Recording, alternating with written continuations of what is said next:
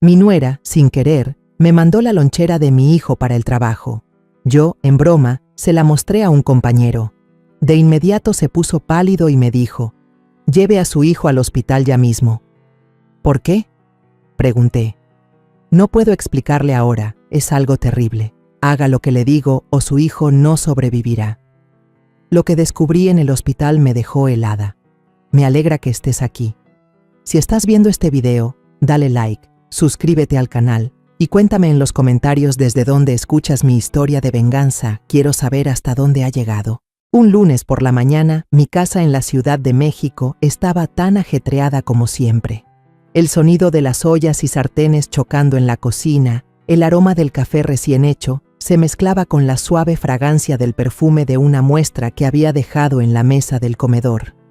Yo andaba a las carreras, preparándome para ir a la oficina a supervisar la nueva línea de producción de perfumes, el orgullo de toda mi vida.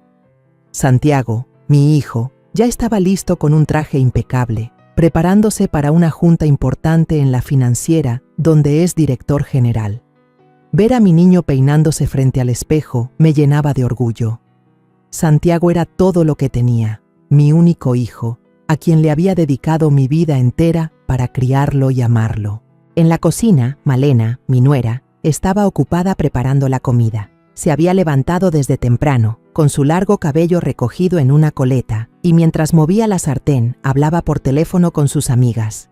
Su voz era un parloteo alegre, lleno de risas, pero sus manos se movían con agilidad, acomodando la comida en 2 tuppers, uno grande para Santiago y uno más pequeño para mí. Yo, parada en la entrada de la cocina, la observaba trabajar con una calidez en el pecho. «Qué detallista eres, mi niña.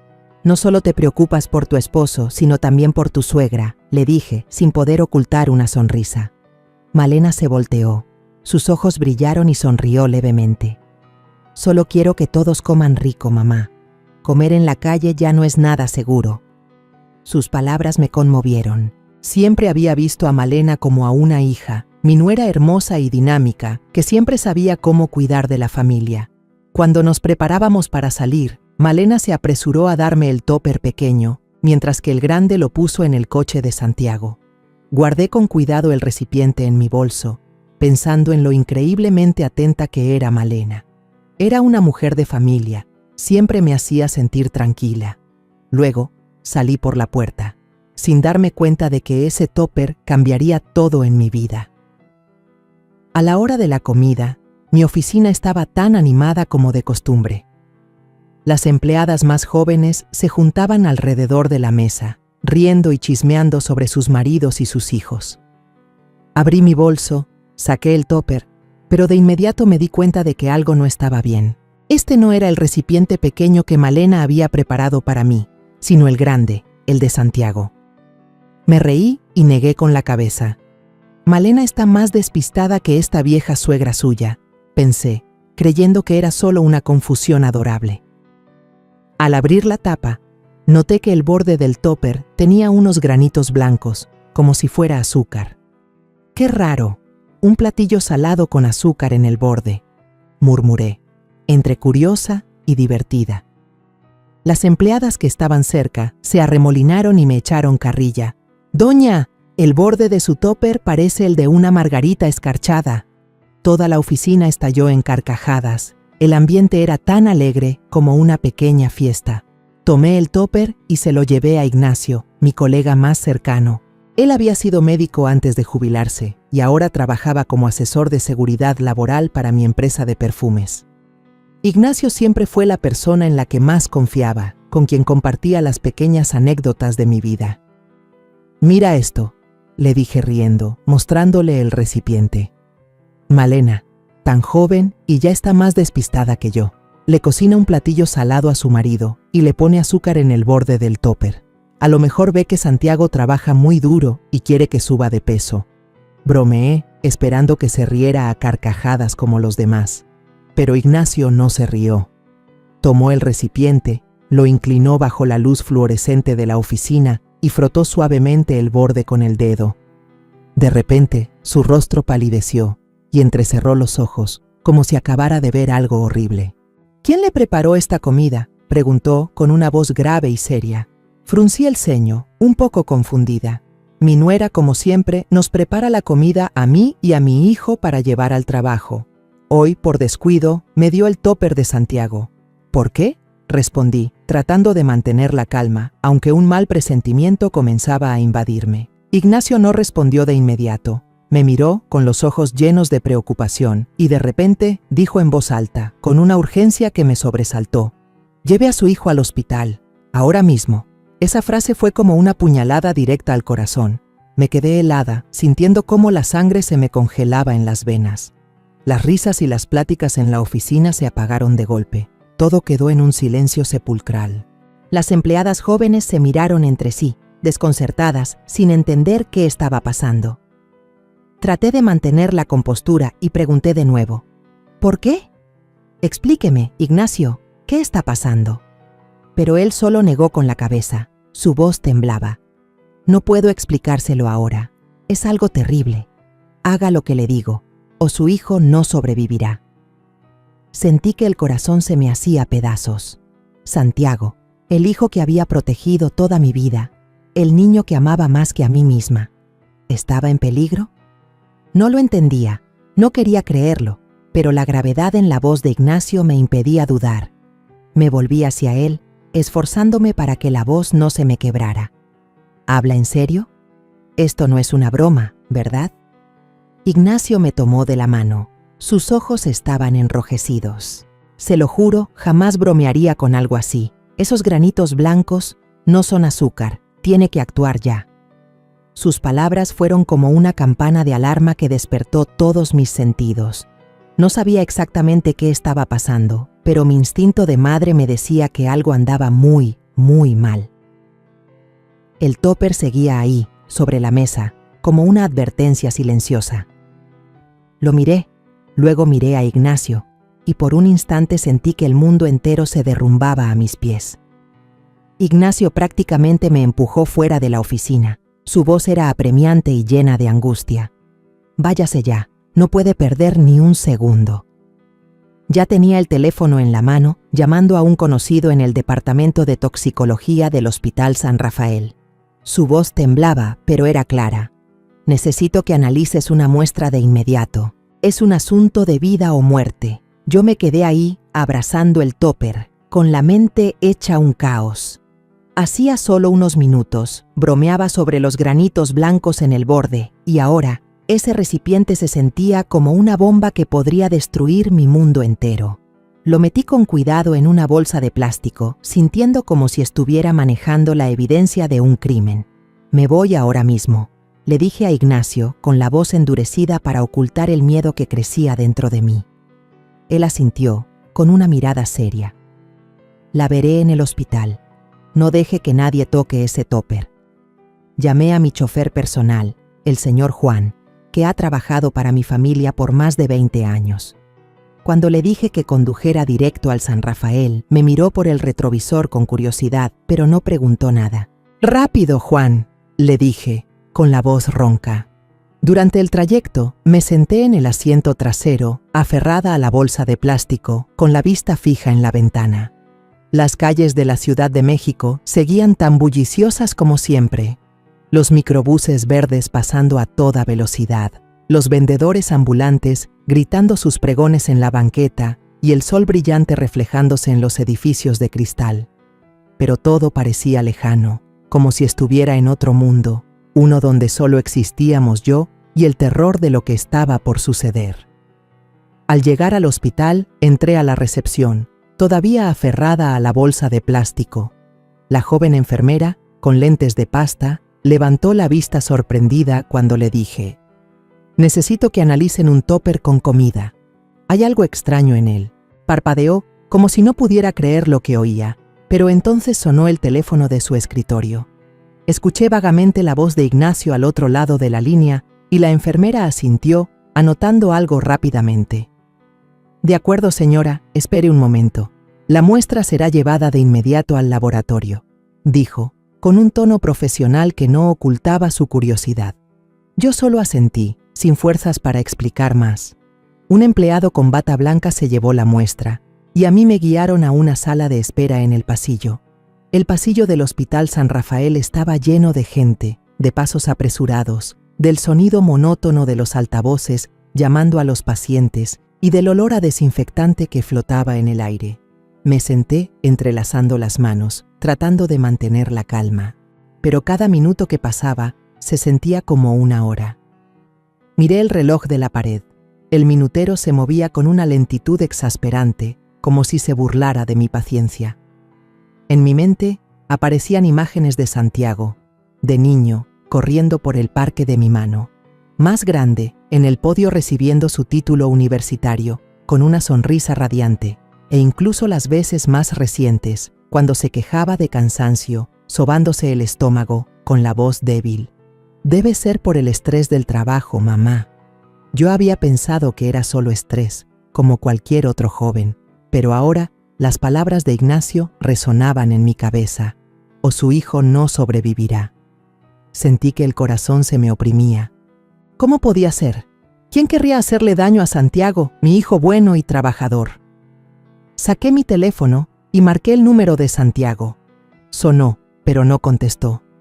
Sabía que estaba en una junta importante, pero el silencio del otro lado de la línea hizo que se me encogiera el corazón. Le dejé un mensaje. Mis dedos temblaban al escribir. Santiago, tienes que hacerte un chequeo médico hoy mismo. En secreto, no le digas a nadie, ni siquiera a tu esposa. Le di a enviar y me quedé mirando la pantalla, esperando una respuesta, pero nada. Me dije a mí misma que debía calmarme, pero la ansiedad crecía, como una ola a punto de ahogarme. Finalmente, después de una eternidad, un joven médico salió del laboratorio. Llevaba un gafete con el nombre César. Su rostro era serio, pero su mirada, amable. «Usted es la persona que trajo el recipiente con comida, ¿verdad?», preguntó, sosteniendo una hoja de papel. Asentí, con el corazón latiéndome como si quisiera salírseme del pecho. Se sentó a mi lado y dijo con voz lenta pero clara: «Analizamos la muestra de comida. Contiene arsénico. Es una sustancia extremadamente tóxica. Si se consume de manera continua por un largo periodo, causa daños en el estómago, el hígado, los riñones e incluso puede provocar la muerte». Escuché sus palabras y me quedé paralizada. La palabra arsénico resonó en mi cabeza, tan afilada como una navaja. Estaba atónita, incapaz de decir nada. Solo miraba al doctor, esperando haber oído mal. Pero César continuó. Su voz se tornó más grave. Síntomas como fatiga, dolor abdominal, náuseas, coinciden perfectamente con un envenenamiento crónico. Si su hijo ha estado comiendo estos alimentos durante mucho tiempo, existe un alto riesgo de que haya sido envenenado. Mi mente daba vueltas. De repente recordé las veces que Santiago se quejaba de cansancio, las noches que se sentaba en el sofá sobándose el estómago, con el rostro pálido. «Debe ser la presión del trabajo», solía decir, y yo le había creído. Lo llevé al médico, pero solo le recetaron vitaminas y le recomendaron descansar. ¿Cómo iba a imaginar que, justo en esos almuerzos preparados con tanto esmero cada día, se escondía un veneno mortal? Apreté los puños. Mis uñas se clavaron en la piel, tratando de no derrumbarme ahí mismo. «Gracias, doctor», susurré, con la voz entrecortada. César asintió, me puso una mano en el hombro como para consolarme y se fue. Salí del hospital, sintiendo que mis pies pesaban 1 tonelada. Sentada en el coche, abracé la bolsa de plástico que contenía el topper, como si fuera la última prueba de una verdad aterradora. Las calles de la Ciudad de México seguían ruidosas, con el sonido de los claxones y las risas de la gente, pero yo ya no oía nada. En mi cabeza solo había una pregunta que se repetía una y otra vez. ¿Quién hizo esto? ¿Quién querría hacerle daño a Santiago? Y entonces, un pensamiento me heló la sangre. Malena, mi nuera, la que había preparado esa comida, la persona en la que siempre había confiado, a la que amaba como a una hija. No, no podía ser, me dije. Malena siempre era atenta, cuidaba de Santiago en cada comida, en cada momento. Pero entonces, la imagen de los granitos blancos en el borde del topper apareció en mi mente y la voz de Ignacio resonó. «Es algo terrible». Saqué el teléfono y revisé el mensaje que le había enviado a Santiago. Aún no había respuesta. Quise volver a llamar, pero detuve mi mano. Si era Malena, no podía dejar que sospechara. Necesitaba tiempo para investigar, para proteger a mi hijo. Sentada en el coche, miré por la ventana. La luz del atardecer se reflejaba en los rascacielos, pero en mi corazón solo había oscuridad. Santiago era todo lo que tenía. Había perdido a mi esposo hacía 10 años, y yo sola había construido la marca de perfumes para dejársela a mi hijo.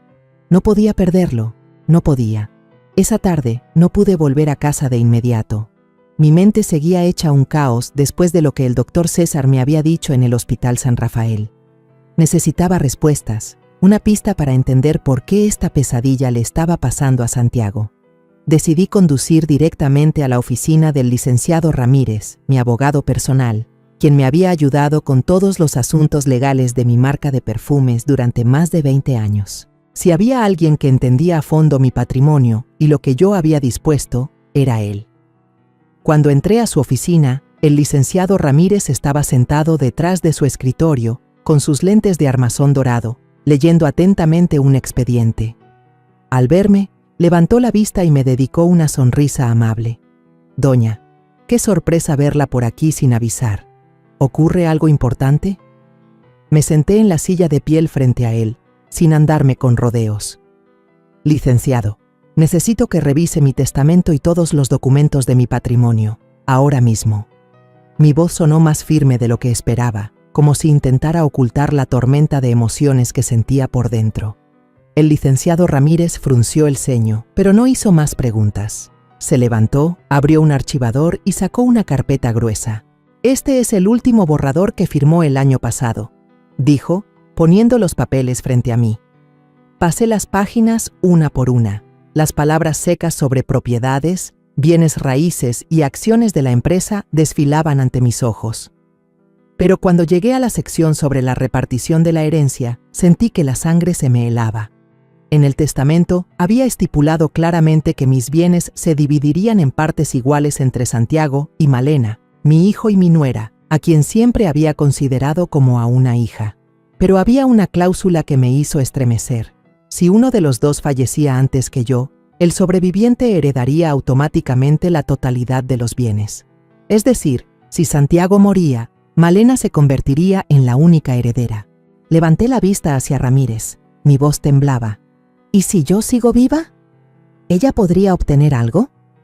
El licenciado Ramírez se ajustó los lentes. Su voz era grave y clara. Si usted sigue con vida, continúa siendo la dueña de la marca de perfumes y tiene todo el derecho de cambiar el testamento en cualquier momento. Pero si Santiago falleciera antes que usted, sus bienes personales, las propiedades, las inversiones, pasarían gradualmente a manos de Malena. Cuando usted fallezca, legalmente es el camino más corto para que ella se quede con todo. Hizo una pausa, mirándome como para asegurarse de que entendía el peso de sus palabras. Asentí, pero por dentro, todo se derrumbaba. Las piezas del rompecabezas comenzaban a encajar, y la imagen que se formaba me dejó helada. De camino a casa, no podía dejar de pensar en Malena. Siempre había sido la nuera perfecta a mis ojos. Hermosa, atenta, siempre sabía cómo hacerme feliz. Pero ahora, mis recuerdos de ella se sentían distorsionados. Recordé las veces que me preguntaba discretamente sobre el valor de la casa en Polanco, o sus preguntas casuales sobre mis proyectos de inversión en Guadalajara. Una vez, durante la cena, se le escapó decir: «Si algún día usted ya no está al mando, yo seguiré desarrollando la marca, ¿verdad, mamá? Prometo que lo haré muy bien». En ese momento, solo sonreí, pensando que era la preocupación de una nuera dedicada. Pero ahora, esa frase resonaba en mi cabeza, afilada como una advertencia. ¿Acaso Malena lo había planeado todo desde hace tiempo? ¿Acaso nos veía a Santiago y a mí no como su familia, sino como obstáculos en su camino hacia una fortuna inmensa? Cuando llegué a la casa, ya casi oscurecía. La luz amarilla del porche iluminaba la figura de Malena sentada en un sillón de mimbre revisando su celular. Levantó la vista y me sonrió, tan radiante como siempre. «¿Ya llegó, mamá?». Acabo de agendar una cita en el spa para el fin de semana. ¿Quiere venir conmigo? Tienen un paquete de masaje relajante increíble. Su voz era suave y despreocupada, pero ya no me producía la misma calidez. La miré a los ojos, tratando de encontrar alguna señal, una pizca de duda, un destello de culpa, pero no vi nada más que esa sonrisa perfecta. Ya tengo un compromiso, mi niña. Ve tú con tus amigas, respondí secamente, entrando rápido a la casa. No quería que viera cómo me temblaban las manos, ni la furia y el dolor que intentaba reprimir en mi mirada. En la sala, me dejé caer en el sofá y me llevé las manos a la cabeza. Mi corazón estaba dividido.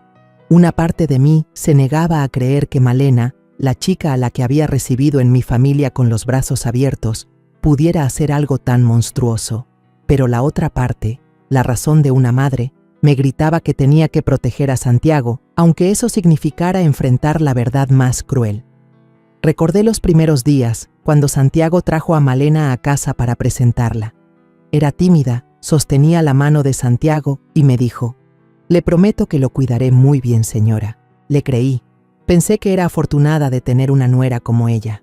Pero ahora, cada uno de esos recuerdos era como un cuchillo que se clavaba en mi corazón. A la mañana siguiente, desperté con una pesadez en el pecho, como si una roca me aplastara. El sueño no me había servido de nada. Solo tuve pesadillas con Santiago, con el topper y con la sonrisa de Malena, una sonrisa que ya no sabía si era real o una máscara. Me puse una blusa azul oscuro, el color que Santiago una vez dijo que me hacía ver muy imponente, y conduje hasta su oficina en el centro de la Ciudad de México. No le avisé, solo le mandé un mensaje corto: «Necesito verte, ahora mismo». Durante el camino, intenté mantener la calma, pero mis manos se aferraban al volante, empapadas en sudor. Sabía que esta conversación lo cambiaría todo, pero no podía posponerlo más. Santiago tenía que saber la verdad. Cuando llegué, Santiago acababa de salir de una junta. Su saco estaba un poco arrugado, pero su sonrisa seguía siendo radiante al verme. «Mamá, ¿qué haces aquí sin avisar? ¿Vienes a ver si estoy trabajando duro?», bromeó, con su tono ligero de siempre. Ver a mi hijo ahí, tan sano y despreocupado, me partió el alma. ¿Cómo iba a decirle que la mujer que amaba, la persona en la que más confiaba, podría estar conspirando para matarlo? Pero no tenía opción. «Santiago, ven a tu oficina conmigo, es algo importante», le dije, con una seriedad que no pretendía. Él frunció el ceño, su sonrisa se desvaneció, pero asintió y me guió a su oficina privada. La oficina era espaciosa, con un ventanal que daba a la bulliciosa ciudad. Santiago se sentó y me indicó que tomara asiento frente a él. «¿Qué pasa, mamá? ¿Por qué tan seria? ¿Algún problema con la empresa de perfumes?», preguntó, todavía pensando que era una conversación normal. No respondí de inmediato. Abrí mi bolso y saqué la carpeta con los resultados del laboratorio del Hospital San Rafael y la copia del testamento que el licenciado Ramírez me había dado el día anterior. Los puse sobre el escritorio, los empujé hacia él y lo miré directamente a los ojos. «Léelo, Santiago», le dije, con la voz ronca por las emociones contenidas. Santiago tomó los documentos y empezó a pasar las páginas. Su expresión cambió rápidamente, de la indiferencia a la confusión y luego a una palidez mortal. Cuando leyó los resultados del laboratorio, vi cómo le temblaban las manos, haciendo crujir el papel. «¿Arsénico? ¿En mi comida?». Levantó la vista, con los ojos desorbitados, como si no pudiera creer lo que leía. Respiré hondo, tratando de mantener la voz firme, y le conté todo. Cómo confundí su topper, los granitos blancos en la tapa, la advertencia de Ignacio y los resultados del laboratorio que confirmaban la presencia de un veneno mortal. Se lo conté lentamente, detalle por detalle, como si al hablar rápido no pudiera soportar el peso de la verdad. Santiago se quedó paralizado, todavía aferrado a los papeles. Negaba con la cabeza, una y otra vez, como queriendo rechazarlo todo. «No puede ser, mamá», dijo con la voz entrecortada. «Malena me ama, ama a nuestra familia. Ella me cocina todos los días, me cuida en cada detalle. ¿Cómo podría ella?». Su voz se apagó, y vi cómo se le enrojecían los ojos. Ver a mi hijo así me desgarró por dentro. Quería abrazarlo, decirle que todo era un malentendido, pero la evidencia estaba frente a nosotros. No podía mentirle, ni mentirme a mí misma. Dejé que Santiago asimilara el shock y luego le dije, con voz lenta pero firme: sé que es difícil de creer, hijo. Yo tampoco quiero creerlo, pero las pruebas están aquí. ¿Y recuerdas cómo ha estado tu salud estos últimos meses? Las veces que te quejabas de cansancio, de dolor de estómago, de náuseas. Yo pensaba que era por el trabajo, pero ahora sé que no. Hice una pausa y lo miré a los ojos. Santiago, no puedo perderte. Necesito que enfrentes esta verdad, por más dolorosa que sea. Santiago bajó la cabeza, cubriéndose el rostro con las manos y cerrando los ojos con fuerza. Sabía que estaba tratando de conectar los puntos. Las noches que llegaba agotado, las veces que Malena le llevaba un jugo de naranja, o las comidas que ella le preparaba con una sonrisa tierna. De repente, golpeó la mesa con fuerza, sobresaltándome. Si esto es verdad, dijo, con la voz temblando de rabia, entonces no solo me traicionó a mí, sino que quiere robarte tu patrimonio y destruir a nuestra familia.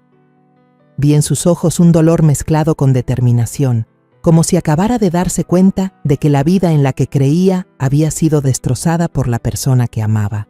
Le tomé la mano y la apreté con fuerza. Tú y yo tenemos que cooperar con la policía, le dije con voz decidida. No podemos enfrentarla solos. Si nos quedamos callados, estarás en más peligro. Santiago me miró. Sus ojos vacilaban entre el dolor y la duda. Sabía que todavía amaba a Malena, que todavía quería creer que había alguna explicación. Pero entonces respiró hondo y asintió, con los ojos enrojecidos. Mamá, haré lo que digas. Vamos a desenmascararla. No puedo permitir que sufras una pérdida más. Esa misma tarde, Santiago y yo fuimos a la comisaría para ver al inspector García, a quien había conocido en un seminario de negocios hacía un par de años. El inspector era un hombre de mediana edad, con canas en el cabello, de voz grave pero con una mirada penetrante. Nos sentamos en una pequeña oficina de paredes blancas que olía a café. Le conté toda la historia, desde el topper hasta los resultados del laboratorio, mientras Santiago añadía detalles sobre su estado de salud. El inspector García escuchó atentamente, tomando notas, asintiendo de vez en cuando. Este es un caso muy grave, dijo, con tono serio. Nos quedaremos con el topper como evidencia y planearemos la instalación de cámaras en su casa para vigilarla. También necesitaremos analizar más muestras de comida. Me miró a mí y luego a Santiago. Pero ambos deben guardar secreto absoluto. No podemos dejar que la sospechosa sepa que la estamos investigando. Santiago asintió, pero vi cómo apretaba los puños. Entendido, dijo con voz ronca. Sabía que estaba luchando consigo mismo, con el amor que alguna vez sintió por Malena. Cuando salimos de la comisaría, Santiago permaneció en silencio durante un largo rato. Estábamos en el estacionamiento, en medio del ajetreo de la Ciudad de México. Miré a mi hijo, el joven que había criado, que ahora parecía haber envejecido 10 años en un solo día. Mamá, se volvió hacia mí, con la voz entrecortada. Nunca imaginé que la persona que dormía a mi lado cada noche quisiera matarme. Pero por ti, por la marca, por nuestra familia, seré fuerte. Me acerqué y lo abracé con fuerza.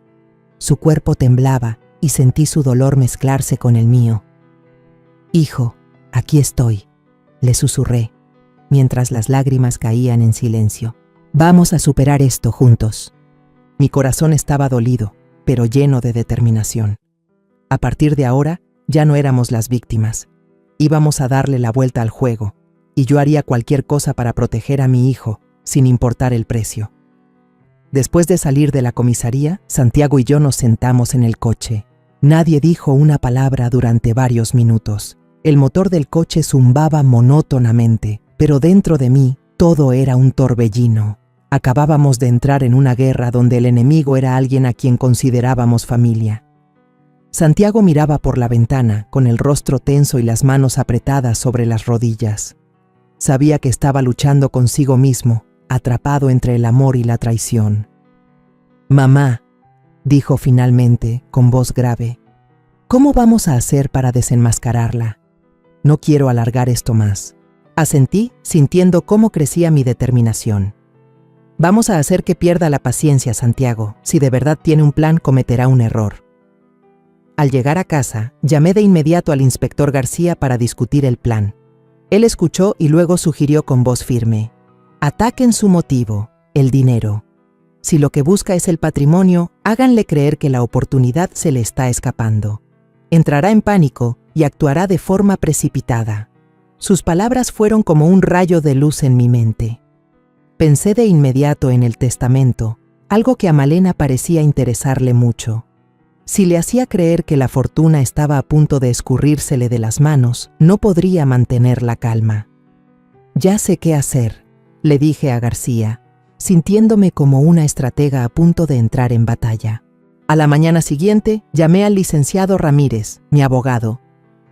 «Licenciado, ¿podría venir a la casa esta tarde? Quiero discutir un nuevo testamento», dije, asegurándome de que mi voz sonara fuerte mientras Malena estaba cerca, arreglando unas flores en la sala. La vi detenerse por un instante, sus manos se quedaron quietas, pero rápidamente se agachó, fingiendo continuar con su tarea.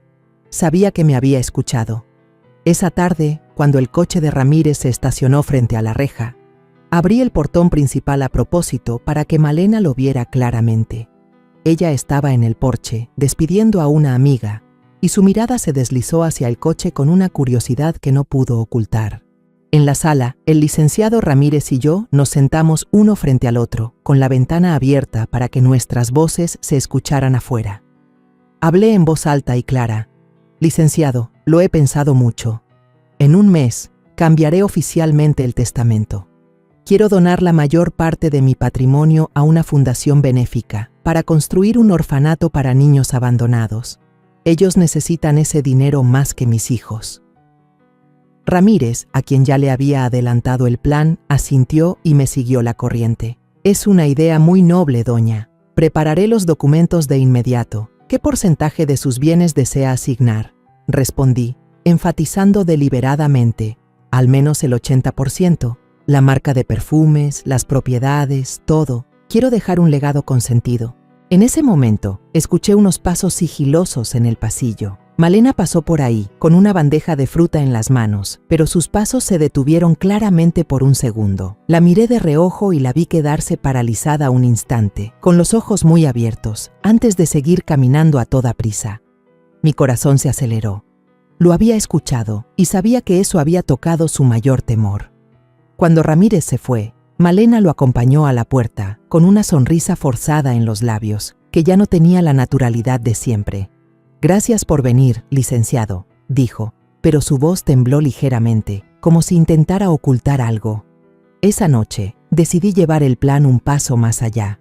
Organicé una cena familiar, como solía hacer para mantener un ambiente cálido. Santiago se sentó a mi lado y Malena enfrente, sonriendo, pero sus ojos carecían del brillo habitual.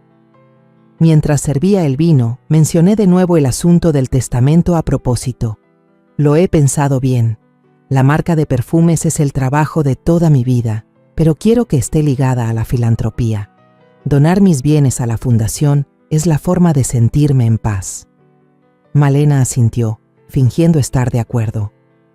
«Qué noble de su parte, mamá. La apoyo por completo». Pero vi cómo apretaba su copa de vino, sus uñas pintadas de rojo marcándose en el cristal. Santiago me siguió el juego, con un tono suave pero lleno de intención. «Así es, mamá. Es muy valioso que pienses en la sociedad. A mí también me gustaría que en el futuro la marca se asocie con una imagen humanitaria». Miré de reojo a Malena y la vi bajar la cara con los labios apretados. Al terminar la cena, Malena puso una excusa. «Tengo una cita tarde en el spa con una amiga.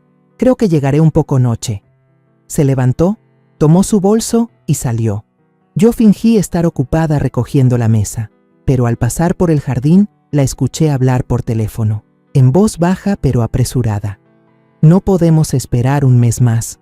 Hay que actuar ya». Mi corazón se detuvo. Fingí toser y salí al jardín como por casualidad.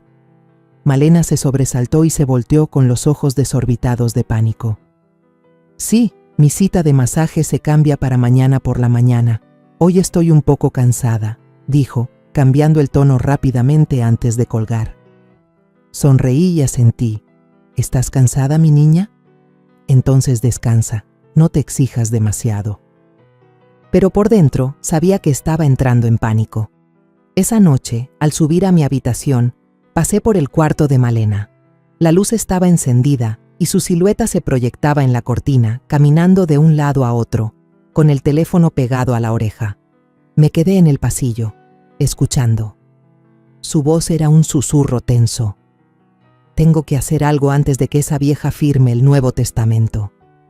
Volví a mi cuarto, cerré la puerta, con el corazón latiéndome a 1000 por hora. Sabía que era la señal de que su ansiedad había llegado al límite.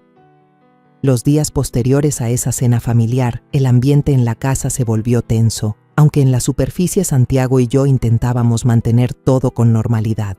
Pero por dentro me sentía como si caminara sobre una cuerda floja, donde cada paso debía ser cuidadoso, porque el más mínimo error podría arruinarlo todo.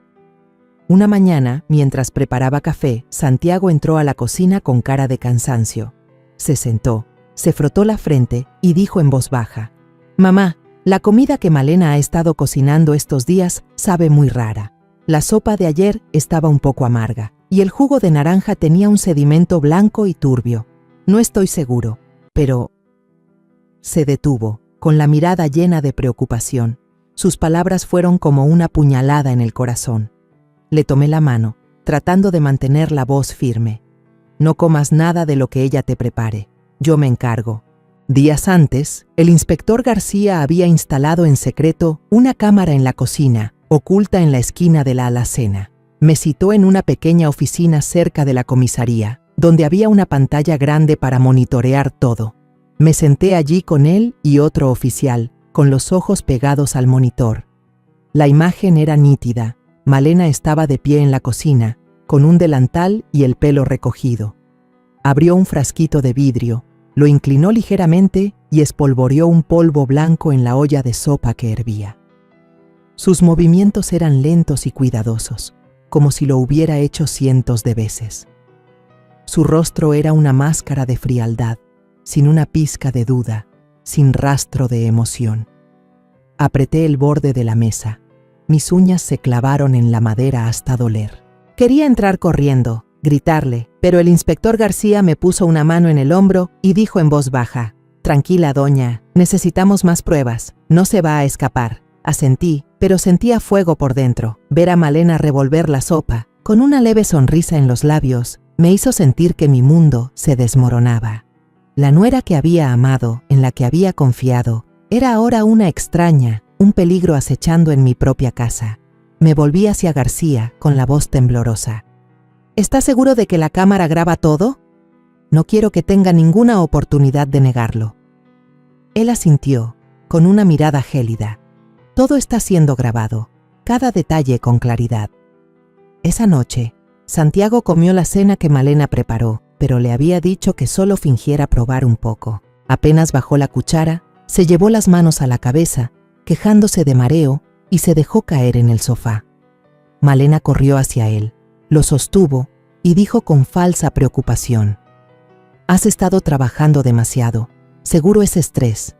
Déjate traigo un vaso de agua». Yo observaba desde una esquina de la habitación. Su sonrisa era tierna, pero su mirada era fría, como si estuviera evaluando si su plan estaba funcionando. Me di la vuelta, fingiendo estar ocupada con los platos, pero mi corazón dolía como nunca. Santiago actuaba muy bien, pero sabía que él también estaba sufriendo, no por el veneno, sino por la traición de la mujer que había amado. La muestra de comida de esa cena fue recogida en secreto por la policía para ser analizada. A la mañana siguiente, el inspector García me llamó a su oficina. Me entregó la hoja con los resultados. Su voz era grave. «La concentración de arsénico en la sopa y el jugo de naranja es el doble que en el tupper anterior». Entró en pánico, probablemente por miedo a perder la herencia después de escucharla hablar de la fundación. «Está acelerando el plan». Tomé el papel, leí cada línea. sintiendo cómo se me helaba la sangre. «El doble», murmuré, incrédula. Malena no solo quería dañar a Santiago, quería hacerlo rápido, antes de que yo pudiera cambiar el testamento. García me miró y dijo en voz baja: «Usted y su hijo deben tener más cuidado. Está perdiendo el control». A partir de ese día, empecé a prestar atención a cada pequeño detalle. Cada vez que Malena servía jugo, siempre le servía primero a Santiago, colocando el vaso cuidadosamente frente a él, antes de servirme a mí o a los demás. Una vez, fingí tener sed, y le pedí que me trajera un vaso de jugo de naranja. Ella se movió nerviosamente en la cocina. Sus manos temblaban ligeramente al entregarme el vaso. «Tome, mamá», dijo, pero evitó mi mirada, como si temiera que descubriera algo. Tomé el vaso y sonreí. «Gracias, mi niña», pero ya se me antojó más un vaso de agua. Se quedó paralizada por un instante y luego asintió con una sonrisa forzada. Otra noche, Malena trajo un tazón de sopa y lo puso frente a Santiago con aire de preocupación. «Come, mi amor, preparé esto especialmente para ti». Miré a Santiago y le hice una seña con los ojos. Él sonrió débilmente, pero yo hablé primero. «Yo ya estoy vieja, solo puedo comer consomé. Deja que tu esposo se coma esta sopa». Malena se detuvo, la sonrisa se congeló en sus labios. «Sí, claro», respondió con la voz un poco quebrada y se dio la vuelta rápidamente. Sabía que estaba confundida, y eso me dio un extraño alivio mezclado con dolor. Cada vez que rechazaba su comida, sentía que estaba tejiendo un hilo más en la trampa que habíamos preparado. Santiago continuó con su actuación, cada vez más convincente. En el trabajo, se sobaba el estómago a propósito, con aspecto débil, lo que preocupaba a sus colegas. En casa, se tumbaba en el sofá, suspirando y quejándose de cansancio. Malena lo miraba, con un destello de satisfacción en los ojos, como si creyera que el veneno estaba surtiendo efecto. Ver eso me partía el alma. Santiago no era solo mi hijo, era mi orgullo, el que continuaría mi sueño. Verlo fingir dolor para engañar a quien intentaba matarlo me llenaba de orgullo y de una profunda tristeza. Esa misma noche, tarde, al pasar por el pasillo, escuché a Malena susurrar por teléfono. Me detuve, me pegué a la pared, tratando de escuchar. «Solo unos días más. Después de eso, seré la única que figure en todo», dijo en voz baja pero llena de determinación. Saqué mi teléfono en silencio, activé la grabadora de voz y lo sostuve con firmeza. Cuando la voz de Malena se escuchó claramente, supe que tenía otra prueba crucial. Volví a mi habitación y le envié la grabación al inspector García con un mensaje: «Ya casi llegamos al final». A la mañana siguiente, el inspector García nos citó a Santiago y a mí en la comisaría. Cuando entramos, él estaba sentado detrás de su escritorio, con su mirada penetrante pero su voz tranquila. «Ya tenemos pruebas suficientes para arrestarla, pero para asegurarnos de que no pueda negarlo, necesitamos un golpe final. Una muerte fingida de Santiago hará que baje la guardia y confiese su plan». Miré a Santiago, vi cómo apretaba las manos, su rostro tenso.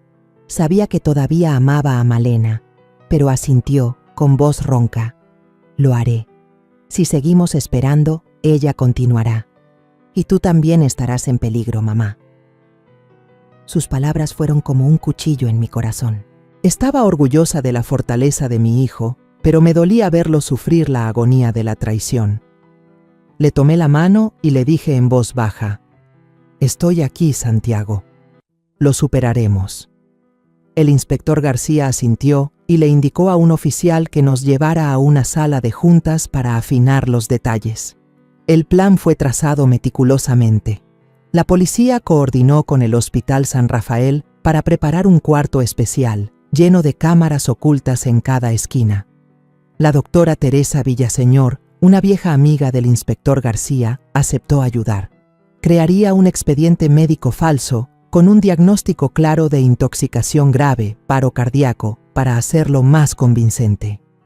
Santiago y yo pasamos horas con ella, planeando cada paso. Santiago fingiría ser envenenado después de la cena, desplomándose en la mesa. Yo sería quien llamara a la ambulancia y le diera la noticia de su muerte a Malena. Cada detalle fue calculado, pero la ansiedad no me abandonaba. Si Malena no reaccionaba como esperábamos, si sospechaba algo, todo podría venirse abajo. Esa noche, la tensión en la casa se podía cortar con un cuchillo. Malena preparó la cena como de costumbre, sirvió un tazón de sopa aromática y lo colocó frente a Santiago. «Come, mi amor, preparé esto especialmente para ti», dijo, con una sonrisa tierna pero una mirada gélida. Miré a Santiago y le hice una seña con los ojos. Él asintió levemente, tomó la cuchara, fingió probar un poco y luego la dejó, haciendo una mueca. «Hoy estoy lleno, creo que comeré poco».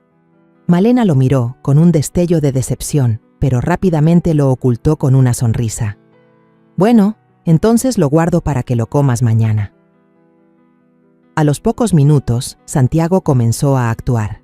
Se agarró el estómago, su rostro se puso pálido y su respiración se volvió agitada. «Mamá, me duele mucho», susurró, antes de desplomarse sobre la mesa, tirando un vaso de agua. Me levanté de un salto, gritando, «Santiago, ¿qué te pasa?». Mi voz temblaba, y no era del todo actuación. Ver a mi hijo inmóvil, aunque sabía que era falso, me oprimió el corazón.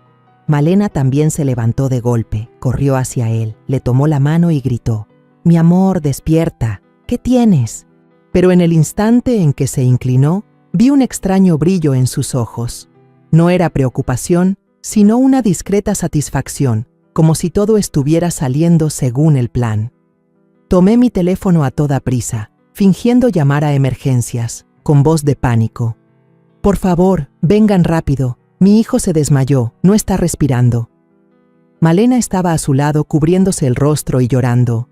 «No, no puede ser, él no puede». Pero me di cuenta de que, aunque las lágrimas caían, no había un dolor real. Me di la vuelta, evitando su mirada, temiendo no poder contenerme y gritarle la verdad. Unos minutos después, el sonido de la sirena de la ambulancia llenó la calle. Los paramédicos, que en realidad eran policías encubiertos, subieron a Santiago a una camilla y lo metieron rápidamente en la ambulancia. Malena se abalanzó, exigiendo ir con ellos. «Tengo que ir con él, soy su esposa». Pero un oficial la detuvo, con voz firme. «Lo siento, solo una persona puede acompañar al paciente». Me adelanté, tomé la mano de Malena y fingí consolarla. «Quédate tú, mi niña. Yo iré con Santiago, te avisaré cualquier cosa». Ella asintió, con los ojos rojos, pero sentí cómo le temblaba la mano, como si estuviera conteniendo algo. Subí a la ambulancia, la puerta se cerró de golpe y el vehículo arrancó. Sentada junto a Santiago, le tomé la mano y le susurré, «Lo hiciste muy bien. Ahora me toca a mí». Él abrió los ojos y sonrió débilmente. «Confío en ti, mamá». Sentí una calidez en el corazón, pero también una gran pesadez. Sabía que esta farsa sería el punto de inflexión, pero también otra herida en el alma de ambos. En el Hospital San Rafael, todo estaba perfectamente montado. Santiago yacía inmóvil en una cama, conectado a cables y máquinas. Un monitor simulaba un paro cardíaco, creando una escena terriblemente realista. La doctora Teresa estaba a su lado, revisando el expediente falso, y de vez en cuando me lanzaba una mirada tranquilizadora. Me senté junto a la cama, mirando a mi hijo inmóvil, y aunque sabía que todo era mentira, no pude evitar que se me llenaran los ojos de lágrimas. Pensé en los años en que Santiago era pequeño, cuando corría por el jardín tomándome de la mano. Ahora estaba aquí, como parte de un plan para desenmascarar a la mujer que alguna vez amó. Me sequé las lágrimas, diciéndome que debía ser fuerte. Tomé mi teléfono y le escribí a Malena. Mis manos temblaban al teclear. «Ven al hospital de inmediato». Santiago no lo logró. Presioné enviar, sintiendo como si acabara de lanzar una piedra a un abismo. Luego me senté a esperar, con el corazón en la garganta. Cada paso en el pasillo me ponía nerviosa. El inspector García estaba en una esquina de la habitación, observando todo a través del monitor de la cámara oculta. Susurró, «Lo está haciendo muy bien». Ahora solo queda esperar su reacción. Unos 40 minutos después de que envié el mensaje, se escucharon pasos apresurados en el pasillo del Hospital San Rafael. Malena apareció, con el pelo revuelto, un tacón chueco y los ojos tan rojos que parecía que se había forzado a llorar todo el camino. Se abalanzó sobre mí, me abrazó con fuerza y gritó, No puede ser, mamá. Santiago, era tan joven. Su voz se quebró, pero pude sentir la falsedad en cada sonido. Me quedé rígida, tratando de interpretar el papel de una madre devastada. Malena, cálmate, mi niña, susurré, con la voz ahogada, no por la actuación, sino por la rabia y el dolor que me consumían. Verla llorar así me daba ganas de gritar, pero sabía que aún no era el momento. La obra continuaba, y yo debía mantener mi papel. El inspector García y 3 oficiales de civil estaban a poca distancia, fingiendo ser transeúntes, pero sabía que observaban cada gesto de Malena. Uno de ellos, con lentes de sol, grababa discretamente con una pequeña cámara oculta en su ropa. Malena no se dio cuenta de nada. Seguía abrazándome, con las lágrimas corriendo por sus mejillas. «Mamá, ¿cómo pudo pasar esto? No puedo creerlo», sollozaba. Asentí, dándole palmaditas en la espalda, pero por dentro solo quería apartarla y enfrentarla con la verdad. La guié con voz temblorosa. «Ven a ver a Santiago por última vez. Él está ahí dentro». Llevé a Malena a la habitación especial, donde Santiago yacía inmóvil en la cama, cubierto con una sábana hasta el pecho, su rostro pálido gracias a un maquillaje experto. Las máquinas a su alrededor simulaban un paro cardíaco con pitidos débiles, creando una atmósfera terriblemente realista. Malena se acercó. Sus manos temblorosas tocaron la mano de Santiago. Sus lágrimas caían a cántaros, pero noté que su mirada no era de dolor. Era de alivio, un brillo extraño, como si acabara de quitarse un gran peso de encima. El corazón se me encogió. ¿Cómo podía estar ahí, fingiendo llorar, cuando ella misma había provocado todo esto? De repente, Malena se inclinó y susurró, tan bajo que apenas pude oírla. Por fin se acabó. Se mordió el labio al instante, como si se diera cuenta de su error, pero ya era demasiado tarde. La frase se escuchó claramente, captada por el micrófono oculto en la habitación. Me quedé helada, sintiendo cómo se me congelaba la sangre. Y justo en ese momento, Santiago abrió los ojos y se sentó de golpe en la cama. Malena retrocedió gritando, «No puede ser, si lo hice con mucho cuidado». Su voz era de pánico, sus ojos se abrieron con un terror absoluto, como si estuviera viendo a un fantasma. Yo me quedé ahí, con el corazón latiéndome a 1000 por hora, sin saber si sentir alivio o dolor. Santiago miró directamente a Malena, sus ojos llenos de ira y decepción. «¿Con cuidado?», repitió, con una voz fría como el hielo. «Con cuidado para matarme, ¿no?». Malena se tambaleó hacia atrás, aferrándose al borde de la cama para no caer. «No, no es eso. Estás entendiendo mal», balbuceó, pero su voz temblorosa la delató. El inspector García entró en la habitación. Su voz era firme. «Hemos escuchado suficiente, señorita Malena. Queda arrestada por intento de homicidio». Otros 3 oficiales aparecieron detrás de él, bloqueando cualquier salida. Malena se giró, con el rostro pálido como el papel. «No, yo no fui», gritó, con la voz quebrada. «Era solo una especia, solo quería darle más sabor». Pero García no la dejó continuar. Levantó una carpeta y una memoria USB. Su voz era tranquila pero cortante. «¿Quiere ver las pruebas? El video de usted echando un polvo blanco en la sopa, los resultados del laboratorio con arsénico, la grabación de su llamada y lo que acaba de decir hace unos segundos. Todo está aquí». Malena se tambaleó, como si sus piernas no pudieran sostenerla. Me miró a mí, luego a Santiago, con una mirada de pánico total. Yo no quería matar a nadie», murmuró, pero luego, como si no pudiera soportar más la presión, se derrumbó en el suelo, cubriéndose el rostro y gritando. «Solo quería el dinero. No quería hacerlo, pero esa vieja iba a donarlo todo a la caridad. No me dejó otra opción». Esa confesión fue como la última puñalada, confirmando todas mis sospechas. Me quedé ahí, mirándola, con el corazón dividido entre el dolor y el alivio. Dolor por la traición de alguien a quien consideré mi hija, y alivio porque, finalmente, la verdad había salido a la luz. Santiago se acercó, me rodeó con su brazo y susurró, «Mamá, ganamos». Su voz temblaba, pero estaba llena de determinación. Le tomé la mano y la apreté, sintiendo el calor de la mano de mi hijo, un calor que casi pierdo para siempre. «Hijo, estoy tan orgullosa de ti», le dije, mientras las lágrimas caían en silencio. Malena seguía en el suelo, con la cabeza gacha. Sus sollozos se mezclaban con el sonido de los pasos de los oficiales, mientras se acercaban para esposarla. «Acompáñenos», dijo García, sin un ápice de compasión.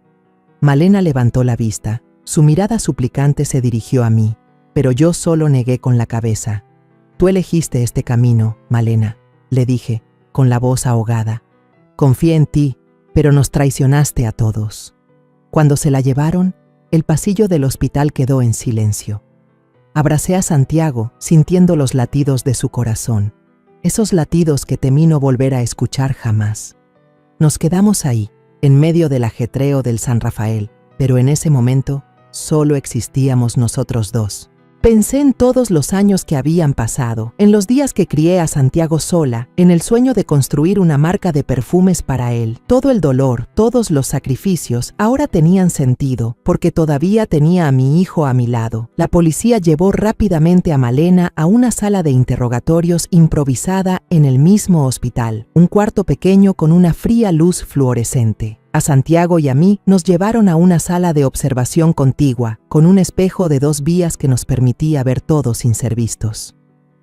Me senté, agarrando la mano de Santiago, sintiendo el temblor en los dedos de mi hijo.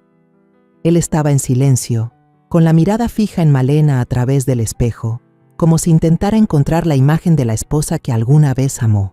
Le apreté la mano y susurré: «Hijo, hoy terminaremos con esto». Pero por dentro no estaba segura de si estaba consolando a Santiago o a mí misma. Malena estaba sentada frente al inspector García, con el pelo revuelto y las manos esposadas sobre la mesa de metal. Tenía la cabeza gacha, pero aún así podía ver el sudor en su frente. El inspector García comenzó. Su voz era suave pero afilada.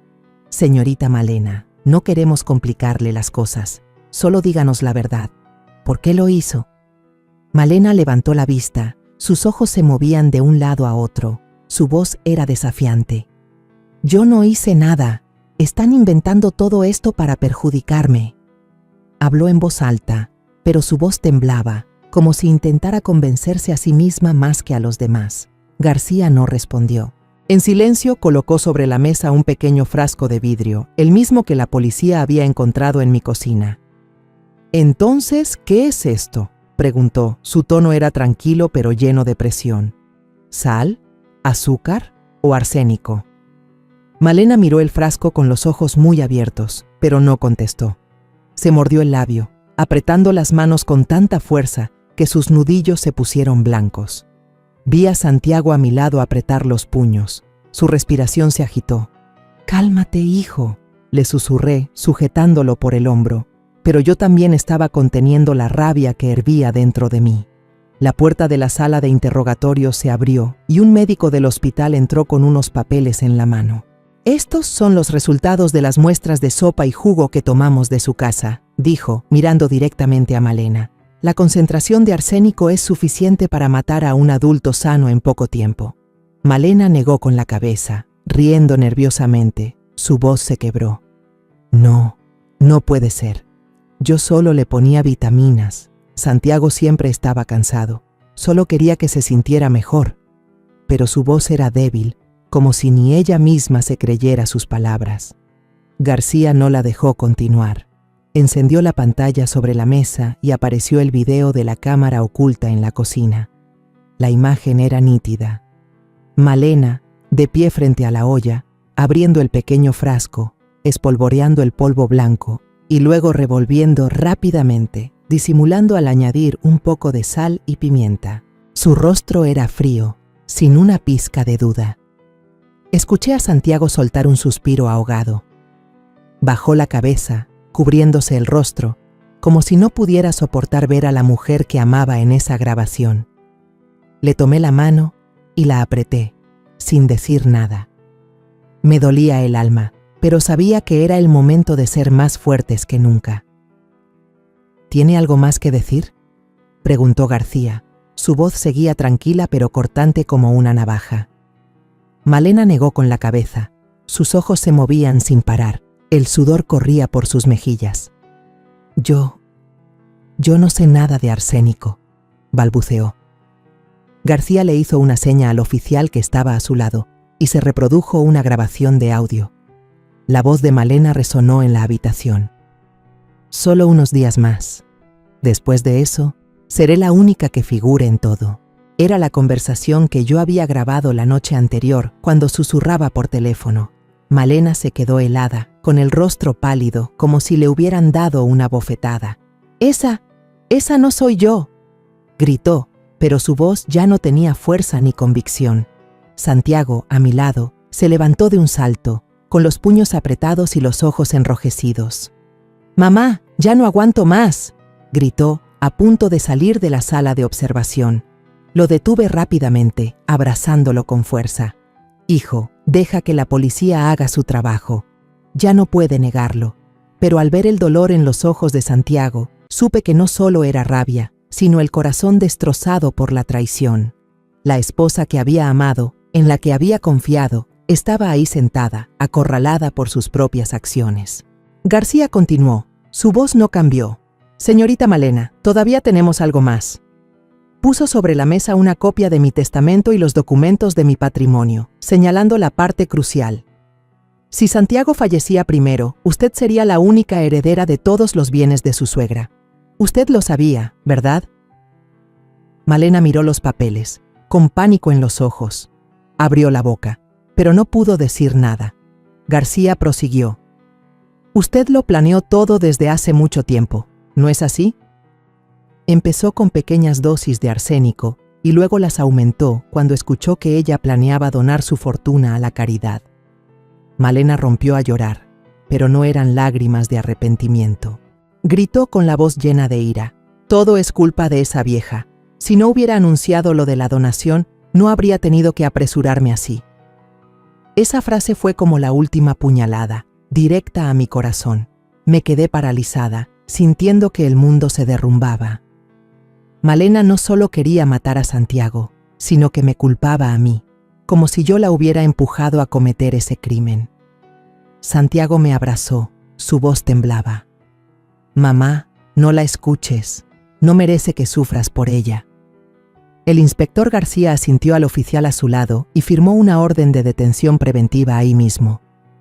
«Señorita Malena será trasladada a la central para continuar con la investigación», dijo sin un ápice de compasión. Malena se derrumbó, cubriéndose el rostro y sollozando, pero nadie en la habitación se conmovió. Se la llevaron. El sonido de sus pasos pesados resonó en el pasillo del hospital.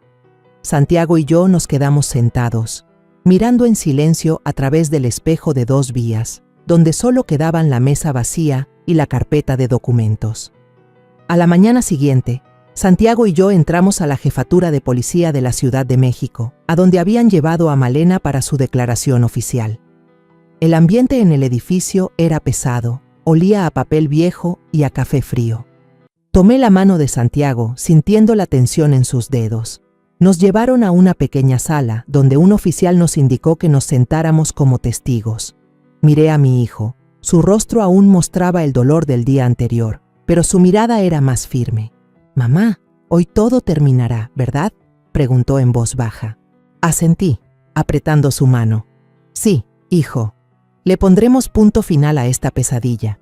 Llevaron a Malena a la sala de interrogatorios, separada de nosotros por un cristal.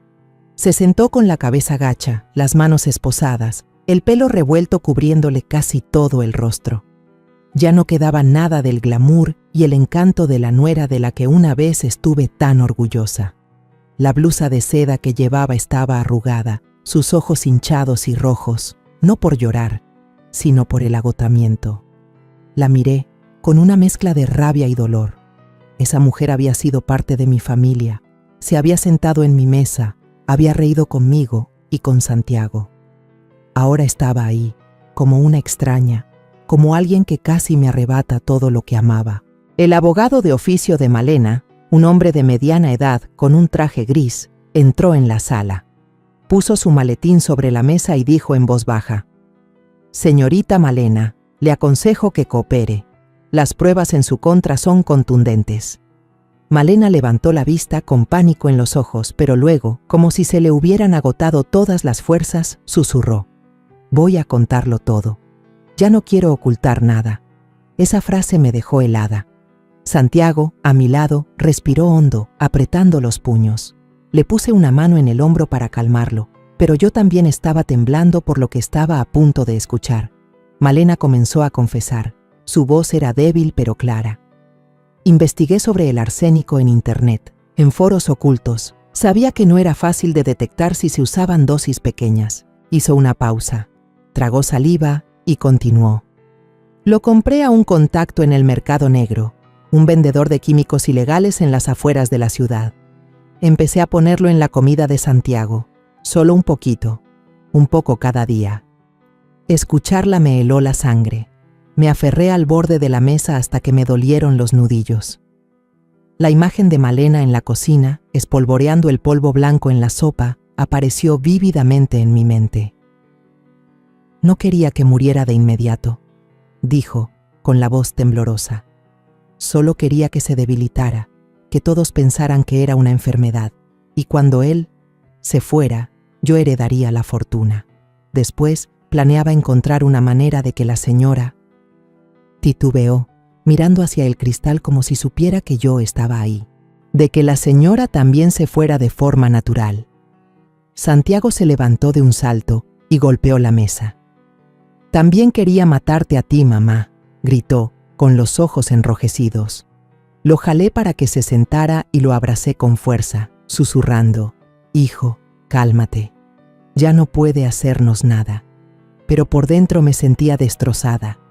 Malena no solo quería robarme a mi hijo, sino que también me había puesto en su mira, todo por una ambición sin límites. El inspector García, en la sala de interrogatorios, tomaba notas cuidadosamente. Preguntó, con voz tranquila: entonces, ¿cuál fue su motivo? ¿Solo el dinero? Malena asintió, las lágrimas corrían por su rostro, pero no vi arrepentimiento. Yo no tenía nada, dijo. Crecí en la pobreza. Cuando me casé con Santiago, pensé que tendría una vida diferente, pero luego ella dijo que donaría toda su fortuna a la caridad. No podía permitir que eso pasara. Me cubrí el rostro. Las lágrimas caían en silencio. Alguna vez pensé que Malena era la nuera ideal. Creí que amaba a Santiago de verdad. Pero ahora, la verdad se revelaba como una herida abierta. La policía grabó toda la declaración, levantó el acta y el abogado de Malena se quedó en silencio, incapaz de defenderla cuando su propia clienta se había incriminado. García firmó la orden de detención. Su voz era firme. Será trasladada al centro de reclusión para continuar con la investigación. El intento de homicidio no es un asunto menor. Malena bajó la cabeza, sin decir una palabra más, mientras dos oficiales se la llevaban de la sala. A las pocas horas, la noticia se esparció por toda la Ciudad de México. Los periódicos titulaban: joven empresaria arrestada por intentar envenenar a su esposo para heredar fortuna. Leí esas palabras en mi teléfono, sintiendo que vivía en una pesadilla. Las acciones de la financiera donde Santiago era director general se desplomaron, pero afortunadamente, el consejo directivo actuó rápido. Dio una conferencia de prensa, fue transparente con la información y la opinión pública se calmó. Mientras tanto, mi marca de perfumes fue elogiada por la prensa por una decisión inesperada. Convertí el plan falso de la fundación en una realidad, creando una fundación para proteger a mujeres víctimas de violencia familiar. Quería transformar este dolor en algo significativo para que nadie tuviera que pasar por lo que Santiago y yo vivimos. Santiago, después de varias pruebas, recuperó gradualmente su salud. Los rastros de arsénico en su cuerpo disminuyeron, y el médico dijo que pronto volvería a la normalidad. Una tarde, los dos estábamos sentados en el balcón de la casa, viendo cómo el atardecer teñía de un rojo intenso el cielo de la Ciudad de México. Santiago me tomó la mano, su voz era cálida. Mamá, gracias a ti sigo vivo. De ahora en adelante, no dejaremos que nadie se meta en nuestra familia. Lo miré, sonreí, pero las lágrimas volvieron a brotar. Hijo, solo quiero que estés a salvo. No podía perderte. Me abrazó y en ese momento sentí la fuerza del amor de una madre, lo único que nunca podrá ser destruido. Mirando el atardecer, pensé en silencio. La codicia de Malena la había enterrado a ella misma, pero mi amor por Santiago y el suyo por mí lo había vencido todo. Esta casa, la marca de perfumes y todos nuestros sueños seguirían existiendo. No por el dinero, sino porque nos teníamos el uno al otro. Apreté la mano de Santiago, sintiendo un gran alivio en mi corazón, pero también las cicatrices que solo el tiempo podría sanar. La historia que contamos es ficticia, pero está basada en algunos hechos reales. Los nombres y lugares han sido cambiados para proteger la identidad de quienes estuvieron involucrados. No contamos esto para juzgar, sino con la esperanza de que alguien escuche y se detenga a pensar, ¿cuántas madres están sufriendo en silencio dentro de su propia casa? Siento verdadera curiosidad. Si fueras tú, en mi lugar, ¿qué harías? ¿Elegirías callar para mantener la paz o te atreverías a enfrentarlo todo para recuperar tu voz? Quiero saber lo que piensas, porque cada historia es una vela que puede iluminar el camino de alguien más. Dios siempre bendice, y yo creo firmemente que el valor nos lleva a días mejores. Mientras tanto, en la pantalla final te dejo 2 de las historias más queridas del canal, te aseguro que te sorprenderán. Gracias por haberte quedado hasta aquí.